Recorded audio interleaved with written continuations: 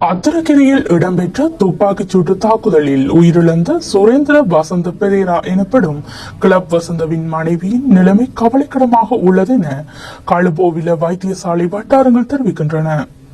இந்த நிலையில் கிளப் வசந்தவின் மனைவிக்கு இனம் தெரியாத நபர் மலர் வளையம் ஒன்றை மருத்துவமனைக்கு அனுப்பியுள்ளதாக தகவல் வெளியாகியுள்ளது. இதனை அடுத்து வைத்தியசாலையை சுற்றி விசேட பாதுகாப்பு வேலை திட்டம் அமல்படுத்தப்பட்டுள்ளதாக தெரிவிக்கப்படுகிறது. துப்பாக்கிச் சூட்டின் போது 8 தோட்டாக்கள் அவரது உடலில் பாய்ந்துள்ளதாகவும் அவை அறுவை சிகிச்சை மூலம் அகற்றப்பட்டதாகவும் குறிப்பிடப்படுகின்றது. களுபோவில வைத்தியசாலையின் தீவிர சிகிச்சை பிரிவில் சிகிச்சை பெற்று வரும் அவருக்கு இதுவரை 3 சத்திர சிகிச்சைகள் மேற்கொள்ளப்பட்டுள்ளன. துப்பாக்கிச் சூட்டு சம்பவத்தில் உயிரிழந்த கிளப் வசந்தவின் இறுதி கிரியைகள் நேற்று முன்தினம் நடைபெற்றது. இதன் போது வைத்தியசாலையில் சிகிச்சை பெற்று வரும் மனைவி பங்கேற்பார் என குடும்பத்தினர் எதிர்பார்த்திருந்தனர்.